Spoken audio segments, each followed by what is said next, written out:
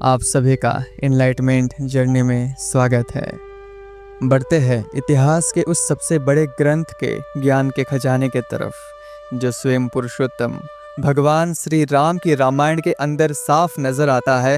और इन 21 सीखो बातों को कोई भी इंसान बड़े आसानी से समझकर और आसानी से फॉलो करके जीवन में वह सब पा सकता है जो वह प्राप्त करना चाहता है। चाहे रिश्तों में खुशी बनाना हो, चाहे अच्छे दोस्त बनाने हो, चाहे जीवन का तरीका सीखना हो, चाहे सफलता पानी हो, या फिर चाहे लाइफ में ग्रोथ करनी हो, या फिर अपनी ज़िंदगी में सब कुछ अचीव करना हो, या मन को शांत करना हो। और इससे मिलने वाली इन सभी सीखों को हमेशा फॉलो करना चाहिए। इसलिए अगले कुछ मिनट्स आप मेरे एक एक शब्द को ध्यान से सुनना और समझना। सीख नंबर 1 कि हमेशा कुछ भी हो, हमेशा सही का रास्ता चुनो। अगर आपको सही का साथ देने के लिए या सच्चाई का साथ देने के लिए अपने घर परिवार या फिर अपने धर्म को भी छोड़ना पड़े तो पीछे नहीं हटना चाहिए। उदाहरण है रावण के छोटे भाई विभीषण का। विभीषण रावण के छोटे भाई थे, लेकिन धर्म प्रेमी थे, शांति प्रिय थे। वह चाहते तो लंका में ऐसो आराम से रहते और रावण के मरने के बाद तो वैसे ही उनको राजा बनना था, लेकिन नहीं, उनको बुराई के साथ रहना ही नहीं था, उनको केवल सच्चाई का साथ देना था। इसलिए वह रावण का सर्व सुख संपन्न माहौल छोड़ करके भगवान राम के चरण में आ गए सच्चाई का साथ देने के लिए। आप हमेशा सही का रास्ता चुनो, भले ही आपको कितनी ही मुसीबतें आ जाए, भले ही आपको किसी का भी साथ छोड़ना पड़े। सीख नंबर 2 हमेशा विनम्र बने रहो। जब भगवान श्री राम ने हनुमान जी को भेजा कि जाओ एक बार देख करके आओ कि लंका कैसी है और सीता को कहाँ रखा है, तो हनुमान जी अपनी योग माया से और अपनी ताकत से माता सीता के पास पहुंच गए। उनमें बहुत ताकत थी, पूरा पहाड़ उठा करके लेके आए थे लक्ष्मण जी को बचाने के लिए, आपको याद होगा। तो सीता माता को तो आराम से कंधे पर बिठा के ले आते, उड़कर ले आते, लेकिन वे विनम्र बने रहे। उनका फंडा क्लियर था कि जैसा भगवान श्री राम ने बोला है केवल वैसा ही करूंगा। वह चाहते तो उनके लिए क्या मुश्किल था भला अपनी शक्ति का प्रदर्शन करना, पर वे विनम्र बने रहे। हनुमान जी का यह गुण हमें बहुत कुछ सिखाता है। हमने थोड़े से पैसे क्या कमा लिए कि हमारे अंदर ईगो आ जाता है, घमंड आ जाता है और हम दिखाने में आ जाते हैं, जबकि होना क्या चाहिए, हनुमान जी के तरह विनम्र होना चाहिए। सीख नंबर 3 हमेशा अपनी संगत बढ़िया रखिए। माता कैकेयी ने वनवास दिया श्री राम को, क्यों दिया? माता मंथरा के कहने पर दिया। क्यों? क्योंकि श्री राम जंगल चले जाए तो राजपाट किसको मिले? भरत को मिल जाए। वनवास दे दिया, वनवास अप्रूव हो गया, जंगल भी चले गए, लेकिन उसके बाद क्या हुआ? गलती का रियलाइजेशन हुआ। वह फेथ सबके लाइफ में आती है, उसके बाद क्या बची? केवल गिल्टी बची और कुछ नहीं बचा। फिर पता चला कि हे भगवान, मैंने यह क्रोध में पता नहीं लालच में क्या कुछ कर डाला, कोई तो मुझे माफ़ी दे दे। माफ़ी भी मांगी श्री राम से जंगल में जा करके, लेकिन आ जाओ, लौट जाओ, पर अब पछताए होत किया जब चिड़िया चुग गई खेत। यह सब कुछ हुआ संगत की वजह से। पूरी संगत से अच्छा है कि किसी की संगत ही ना हो। You are the average of your 5 friends. आप उन 5 लोगों के कैरेक्टर के एवरेज हो जिनके साथ आपका उठना बैठना है, आपका रहना है, आपका घूमना फिरना है। जो आपके दोस्त है, जो आपके क्लोज, उन 5 लोगों के आप एवरेज हो। इसलिए अपनी संगत बढ़िया रखिए। सीख नंबर 4 जो हमें रामायण से मिलती है, हमेशा सबकी इज्जत करना सीखिए। जब सबरी माता ने श्री राम को देखा तो वह इतने आनंद में डूब गई कि जब बेर खिलाने के लिए लेके गई तो यह इंश्योर करने के लिए, कि यह निश्चित करने के लिए कि हर बेर मीठा होना चाहिए, तभी मैं श्री राम को खिलाऊंगी। अब ऐसी कोई ट्रिक तो थी नहीं उस समय कि बेर को देख कर कि बता दो कि बेर के अंदर क्या है, मीठा है कि फिर बेर खट्टा है, कहीं कीड़ा तो नहीं है उसमें। और इसलिए वह हर बेर को पहले खुद चखती थी और फिर श्री राम को खिलाती थी। और श्री राम सबरी माता के प्रेम में इतना मग्न हो गए कि उसको इन बात का ज़रा भी पता नहीं पड़ा। उनको ज़रा भी आपत्ति नहीं हुई कि सबरी माता उनको झूठे बेर खिला रही है। यह होता है बजाय हम यह देखने कि कौन क्या है, हम यह देखें कि उसके मन में हमारे प्रति प्रेम कितना है और हम उसके प्रेम की इज्जत भी करें। सीख नंबर 5 जो हमें रामायण से सीखनी चाहिए कि कुछ भी करने से पहले अच्छे से सोचना जरूर चाहिए। जैसे रावण ले गया सीता माता को और कैकेयी ने दे दिया वनवास। अगर कैकेयी ने सोचा होता वनवास देने से पहले तो श्री राम को कभी जाना ही नहीं पड़ता, और रावण ने सोचा होता ऐसी हरकत करने से पहले तो उसका भी वध नहीं होता। कुछ भी करने से पहले 2-3 बार ठंडे दिमाग से सोचो कि करने क्या जा रहे हो, कि क्या मैं जो कर रहा हूँ यह एथिकली सही या फिर रॉन्ग है, उसके क्या क्या प्लस पॉइंट है, क्या माइनस पॉइंट है। यह डिसीजन मेकिंग करना बहुत ज़रूरी है। आज के डे टू डे लाइफ में हम बहुत सारे काम ऐसे करते हैं जिनके बारे में हम सोचते नहीं हैं और लास्ट में पूरा खेल बिगड़ जाता है। थोड़े से स्वार्थ की वजह से, थोड़े से गुस्से की वजह से पूरा काम गड़बड़ हो जाता है। थोड़े से मिस प्लानिंग की वजह से, नहीं सोच पाने की वजह से पूरा काम गड़बड़ हो जाता है। कुछ भी करने से पहले अच्छे से सोचना जरूर चाहिए।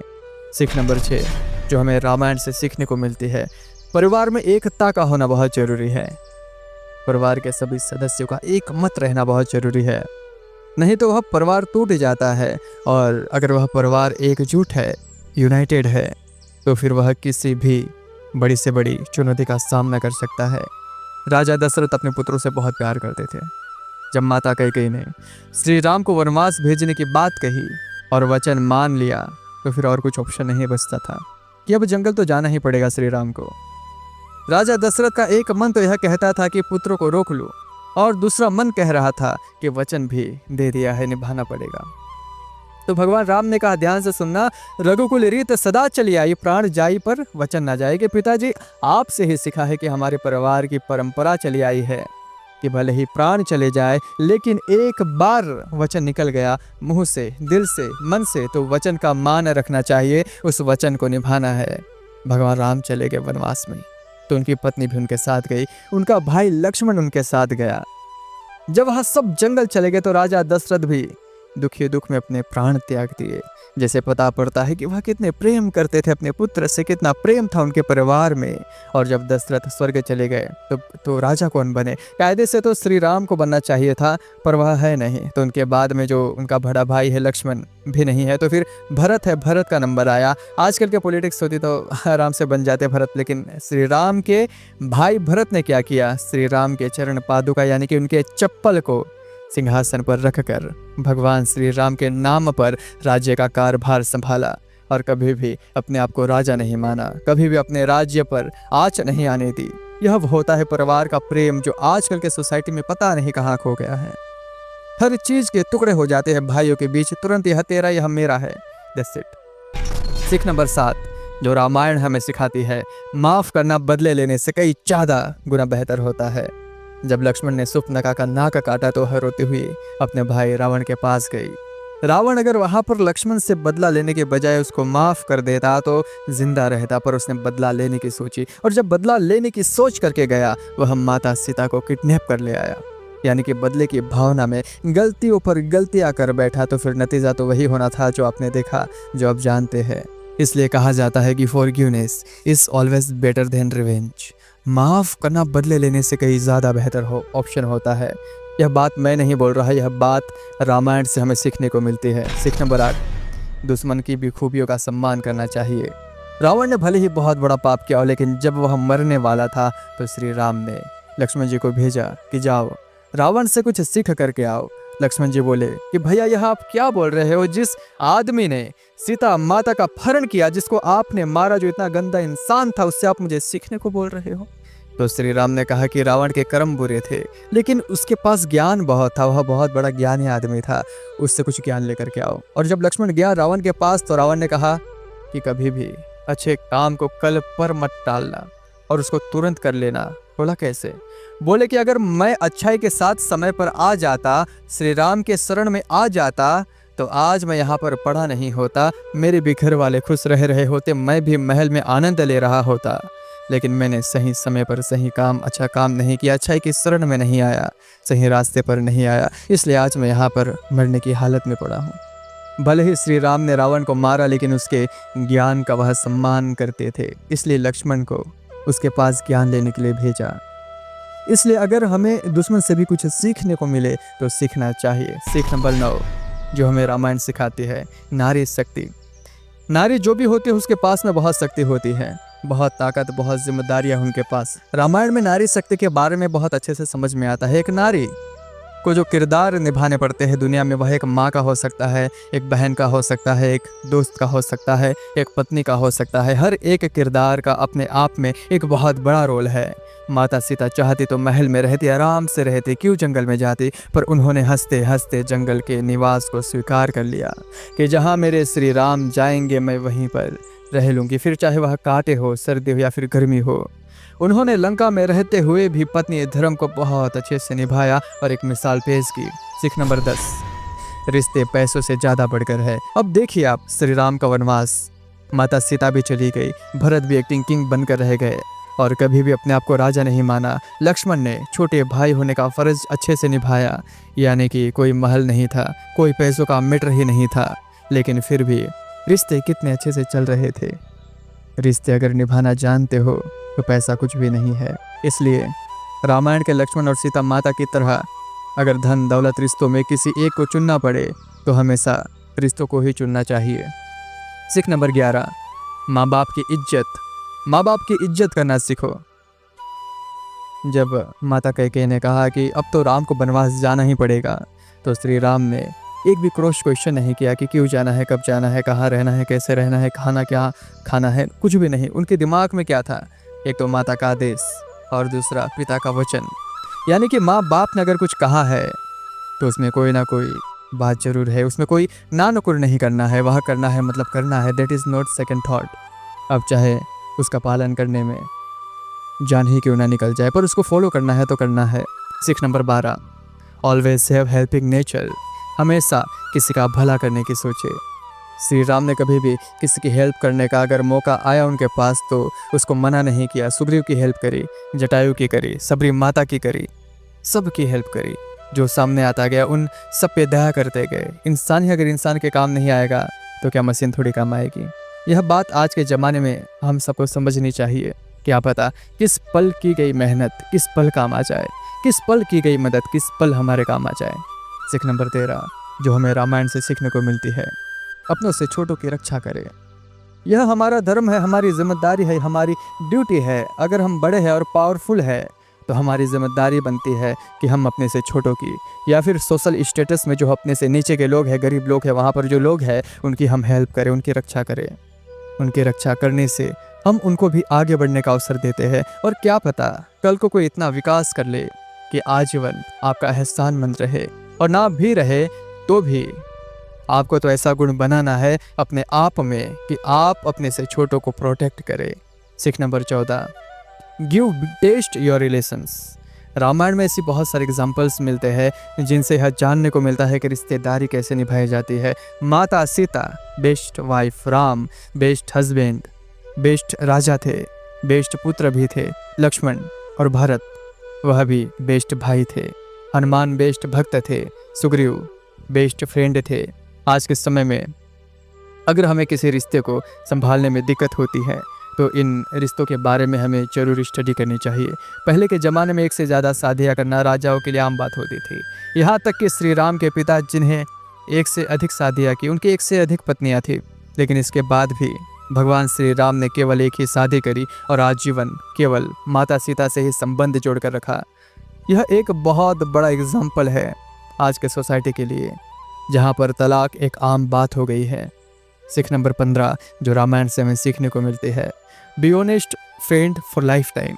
अगर दोस्ती करो तो ऐसी करो कि ईमानदारी कूट कूट कर भरी हो, आंख बंद करके दोस्त आप पर भरोसा कर सके। सुग्रीव और श्री राम की जब मुलाकात हुई तो सुग्रीव बहुत बड़ी परेशानी में था, बाली से परेशान था। बाली उनका भाई था। श्री राम ने उनकी हेल्प करी और टाइम आने पर सुग्रीव ने भी श्री राम की हेल्प करी। Always keep your words, keep your promises. अक्सर यह होता है कि समय के बदलते ही अपनी ज़रूरतें पूरी होते ही लोग बदल जाते हैं, पर ऐसा नहीं होना चाहिए। सीख नंबर 16 जो हमें रामायण से सीखने को मिलती है वह यह है कि किसी को भी कमज़ोर ना समझे।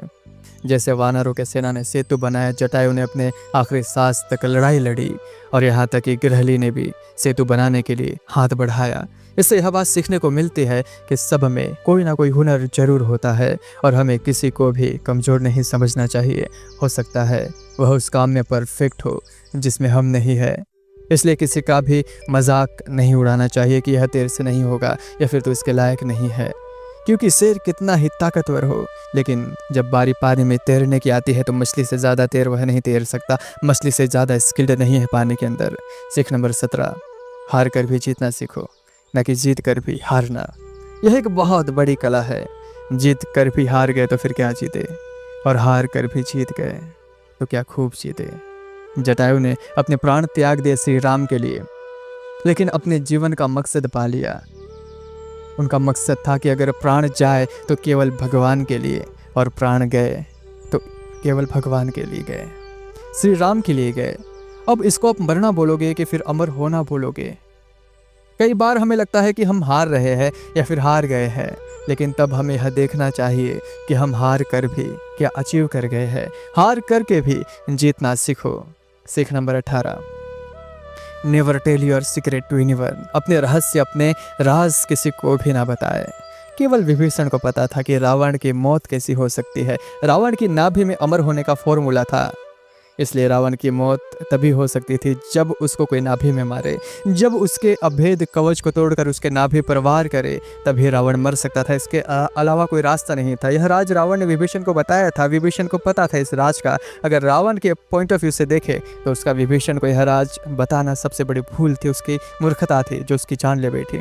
क्योंकि अगर विभीषण को कभी नहीं बताता कि उसकी मौत केवल उसके नाभि से हो सकती है तो वह शायद कभी मरता ही नहीं। हालांकि जो भी हो, सच्चाई के पॉइंट ऑफ व्यू से तो उसको होना ही था, लेकिन कहानी बहुत लंबी चलती अगर रावण का राज वह विभीषण को नहीं बताता। सीख नंबर 19, आप या तो राम बन सकते हैं या फिर आराम कर सकते हैं। यह सीख है कि आपके पास आपकी लाइफ को जीने के 2 तरीके होते हैं, या तो राम बनकर अपनी ज़िंदगी बिताइए या फिर आराम करके अपनी ज़िंदगी बर्बाद कीजिए। या तो राम बनकर मुश्किलों के जंगल रूप से सामना किया जाए, या फिर आराम करके जैसा हो रहा है वैसा होने दिया जाए। आपको आज एक रास्ता चुनना पड़ेगा अपनी ज़िंदगी को जीने के लिए। या तो राम बनना है और सच्चाई का अच्छे से साथ देना है, अच्छा बनना है, या फिर आराम करना है और बुराई को होने देना है। चॉइस आपकी है। सीख नंबर 20, श्री राम के समय में कौन थे? वानर, बंदरों की सेना। रावण की सेना ने तो यह कहे कि मजाक उड़ाया था हनुमान जी को कि देख तुम्हारे राम की सेना में कौन है? बंदर है, तुम्हारे जैसे बंदर। तुम लोग लड़ोगे युद्ध, तुम लोग लेके जाओगे सीता माता को। पर उसके बाद क्या हुआ? हनुमान जी को पनिशमेंट देने के लिए और मजाक उड़ाने के लिए उनके पूंछ में आग लगा दी गई। और उसके बाद क्या किया? पूरी लंका जला दी अपनी उसी पूंछ से। उन वानरों की सेना श्री राम की थी जो पुल खड़ा कर दिया। पूरे लंका को अपना वानर रूप दिखाकर बर्बाद करके रख दिया हनुमान जी ने। सीख नंबर 21, कभी कभी सही काम करने के लिए थोड़े रूल्स तोड़ने पड़ते हैं। एग्जाम्पल से आप समझिए इस बात को कि इसका दूसरा मतलब है कि अगर आपका अपोनेंट भी रूल फॉलो नहीं कर रहा है तो आपको भी रूल फॉलो करने का कोई पॉइंट नहीं है, वहाँ पर कोई मीनिंग नहीं निकलता। जब श्री राम ने धोखे से बाली पर वार किया, बाली को तीर से मारा और बाली मरने वाला था, तो बाली ने पूछा कि आप तो मर्यादा पुरुषोत्तम श्री राम हो, तो फिर आपने पीठ पीछे वार क्यों किया? तो श्री राम ने जवाब दिया कि जब तुमने सुग्रीव को परेशान करने में कोई रूल फॉलो नहीं किया, तुमने कोई कसर नहीं छोड़ी, तुमने सब रूल फेल कर दिया, तो मैं तुम्हारे सामने क्यों रूल फॉलो करूँ? जैसा तुम करोगे वैसे ही तो मैं करूँगा। क्योंकि आपका जो मोटिव है वह सही होना चाहिए, वह बुरा नहीं होना चाहिए। अपना ख्याल रखिए, स्वस्थ रखिए, सच्चाई का साथ दीजिए, अच्छाई का साथ दीजिए, और इसी तरह राहुल एनलाइटमेंट जर्नी के साथ आगे बढ़ते रहिए। आप सभी को मेरा नमस्कार।